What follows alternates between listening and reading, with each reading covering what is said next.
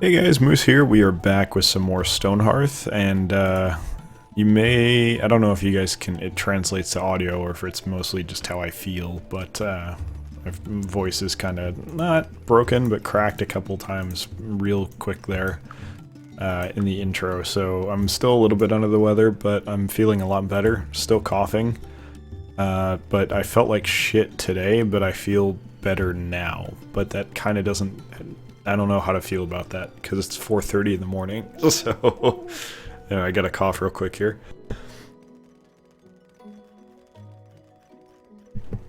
Sorry about that, but yeah, it's 4:30 a.m. on Saturday right now. I'm recording this. This should go live in 5 hours, and I don't know. Like, I got a lot of energy right now. You know, we're missing a couple lights here. Flip side to that though is I don't know how long this is going to last, because basically I've felt like crap all day today, like I said, so I didn't really eat much, because I just didn't feel like eating. I was pretty much miserable, headache, drinking a lot of water, trying to mitigate that, medicine, all kinds of stuff, and just nothing was really working for me, so I went with, I think I had a crepe that was kind of old, which really didn't help things, and some toast. And that's kind of it for a while. Sorry, I got a cough again.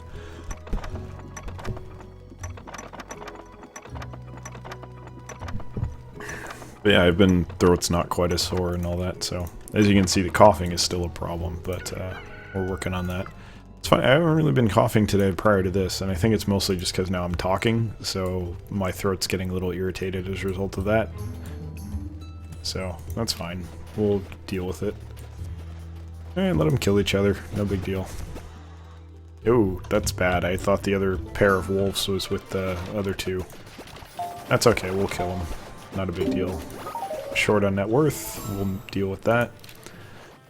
So yeah, I'm hopefully getting better. I'm gonna see how I feel tomorrow and hopefully get a lot of recording done and then kinda hopefully take that into the week and get back on track with videos, but it's been rough the last week. It's just not a good time. And the funny thing is, despite being sick and generally miserable, like, it was a pretty stable week. Like, work-wise, I was great. Yeah, Bright Bell, I think we'll take that. Work wasn't that bad. Like, it was rough, don't get me wrong, it's same as it always is, but as relative to how it's been before that, not bad at all. Things were kind of going well.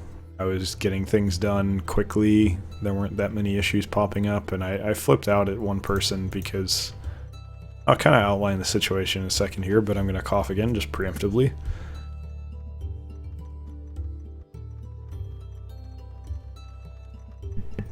Sorry about that. Basically what I do is I manage the flow of materials from the warehouse to the manufacturing line. And it's a little bit more complex than that. There's a lot that goes into that, and there's a lot of factors that have to be managed and taken care of, so it's not as simple as just saying, hey, take this from the warehouse, bring it in here. A certain material needs to be paired with other material. I think we need another farmer. I think I just promoted one, but it doesn't seem to be working as well as I'd like it to be. Maybe you. More food doesn't hurt. It's not like we need the workers, frankly. Yeah, we just promoted one, but we need more, so it's fine. So yeah, I kind of manage the flow of materials from the warehouse to the production floor. Now, there's a lot that goes into it, because basically I own the demand of the manufacturing line as a planner. Like, I don't own it exactly, it's not that simple, but validating demand and managing the supply signal for the supply chain team, like making sure that they're getting a good signal of what to order and what we need and when, and validating it, which is something that a lot of the time, creating the signal is usually handled by MRP, which is like a automated process, but we don't necessarily have that right now. For a lot of reasons, and it's mostly handled manually. So a lot of it is I need to communicate, hey, we need this and we need it by this day. So that's a very tedious process because it's already, the reason we can't do it automatically is because of the complexity. So now you're saying, oh, well, yeah, it's complex. It's too complex for us to easily implement an automated solution. So we're just going to have one person on his own do it manually himself with no support. And yes, apparently that is exactly what we're going to do. So it takes a lot of my time and it's very frustrating, but it's important work. There's no getting around it. So that's life, you know? Definitely frustrates me sometimes because people don't seem to care that it's as difficult as it is. But I'm also, alongside that, managing material movement, which is also very manual at our current setup. So there's a lot of very frustrating things I have to deal with, and the problem with that is when something goes wrong, it fucks up everything, as you can imagine, because I might be halfway through a process before I figure it out it's wrong, and then I have to redo that entire process. And I generally have to be because there's too many things that can go wrong for me to check all of it right off the bat. So there's a lot of different components that go into one pull, so to speak. So you'll have to kind of imagine what I'm saying here because I can't get into too much detail, but when I'm pulling something, there has to be a number of different paired components that go along with it, especially if it's like an engineering project. It needs to have certain very specific things also released and available at the time of pulling it in order for us to be able to build it. Because if they're saying, hey, I need this type of this and this type of this, and we don't have them, then I can't do what they're asking me to do. And a lot of these experiments are time sensitive. They want to get them done quickly because there's cost savings that might be realized as a result of them, or things of that nature, yield improvements. You know, they're doing the experiment for a reason. And a lot of the time it's not even an experiment. They already kind of know like what they have an expectation of what it's going to be, what the result's going to be, but they need to validate it through the production line, running it at a scale that's actually representative of what will happen if they pull it to the production line. So, you know, I run these all the time. A few a week. It could be most of our production, or it could be like 2 or 3 a week. So I had a few this last week.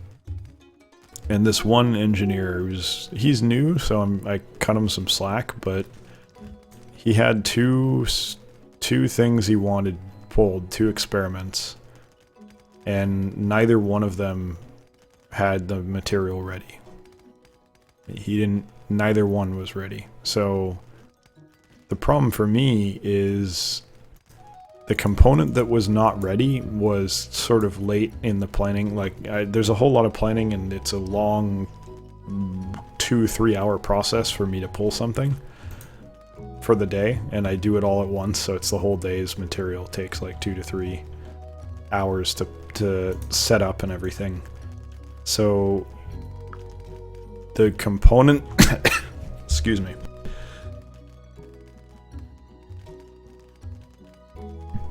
Man, sometimes the coughs sneak up on you. Something starts catching in the back of my throat, and I get a cough, and it's difficult to resist. So I apologize for that, but still kind of going there, even though I'm feeling a lot better. So it's very late in the process, so I don't catch it until like hour 2. So, and that work has to be redone once I've caught it, because now it's like, okay, well, I can't run this, so I have to run something else, and I gotta go start from scratch and figure out, alright, well, what is it gonna be that I run instead of that? And, okay, well, what material goes along with that? And, okay, what other material, what material goes with that material? On and on and on. And there's a lot of factors that I have to take into account, basically 2 hours worth of work. I have to redo the whole thing, like I said. So this guy, every single day last week, at no point was his material ready to be pulled, and every single day he asked me to pull it. So I wasn't stupid enough to try it every day, but there were 2 of them, and neither one of them was ready, so between them, I think I got tricked like 3 times into thinking it was actually finally ready to go. And he basically wasted a full workday of my time. And it really pissed me off. And I kind of went off on his boss a little bit, even though it's not his boss's fault, but his boss is responsible for him. So I kind of lost it a little, and you know, we have a morning meeting where we go over everything and plan everything out, and I kind of called him out and said, like, look, stop asking me to pull this fucking work order. You're not doing your job. I can't pull something until you do your job. And you know, the little bit of argument, not argument, because I kind of quickly realized, you know, hey, this, you know, if I'm acting like an asshole and yelling about this, he's not going to be interested in resolving the issue, and I'm not really a dick. I don't I don't want to cause problems at work. I'm really mostly just interested in getting shit done. It takes a lot for me to really actually get legitimately pissed off at someone, and this was one of them, but it faded pretty quickly. So I was like, hey, I really feel like this is his responsibility to make sure that his stuff is ready before he's harassing me to do something. And because this guy's new, I'd also done a great deal of work other than the time that he wasted of mine to help him get everything set up. And my feeling was like, well, why are you here? I mean, just like, give me your paycheck then if you're going to do this, and fuck off, because we don't need you. You're wasting my time, you're wasting the company's time. Because clearly he's not doing anything if I'm taking care of all this shit for him. So I kind of went off on him, and I also, you know, as is normal in an office environment, there were a few emails that went back and forth basically saying like, hey, look, you know what, I've done my part. You need to step up and deal with your own problems. And they were cool about it. They, you know, shouldn't be an issue much longer, but the problem is it's not unique to this guy, and yeah. So anyway, sorry to go on a wild tangent with that about work, but other than that, the week was like really stable. Nothing really went wrong. So, I mean, yeah, it was like a full work day wasted, but as stupid as this is going to sound, that's like not much time compared to what usually happens. What usually happens is it's like there's generally about 2 extra days worth of work that I need to do on any given week, minimum. So I'll work usually on Sunday, and then probably throughout the week an extra, actually thinking about it, it's more than that, because I work more than 10 hours a day, I would say. I don't know. Let's just call it 2 days, roughly, extra work. So effectively I'm working every day, but I just like spread out what I would do on Saturday. I mean, there's a timing issue, so I can't do it all on Saturday anyway. It needs to be done during the week. But effectively I'm working 8 hours every day. For my day job, I'm not counting YouTube. So this week was more like probably one extra day. And it's usually stupid shit like that too. It's kind of the problem with a job like this, and it's not really, I don't totally blame the company for it, because it's not that simple. Because shit goes wrong, right? And you can't, like, if you hired someone to do this, it'd be tough, because sorry, I got a cough again.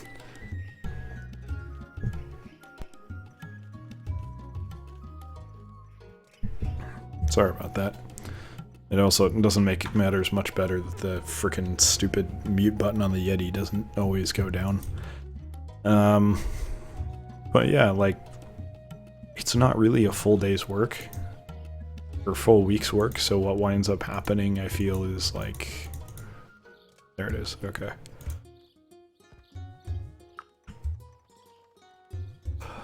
I'm trying to think of how to explain it. We need to pause. Our military is not going to get to these guys in a quick manner, so let's have them beeline to that dude. I'm worried about this guy. Get everyone in. No, you guys are good now. Should be okay now. I'm not worried about it. But yeah, like, you couldn't really... Like, it's a really unstable workload, and if you had someone else do it, it wouldn't really solve anything, because they'd just be bored like all the time. They wouldn't have anything to do. And it would not really work out well for anyone, I feel. And that doesn't give them any right to overwork me. Like, this is a problem they need to resolve, and it's not reasonable to make me work unpaid overtime effectively for as long as I have, because it's been years. But at the same time, like, I understand why the situation that exists. And basically the only way you could reasonably do it, I think, is divide up what I currently do into some easily divisible categories, and some of it could be, well, some of the problems. Sorry, got a cough.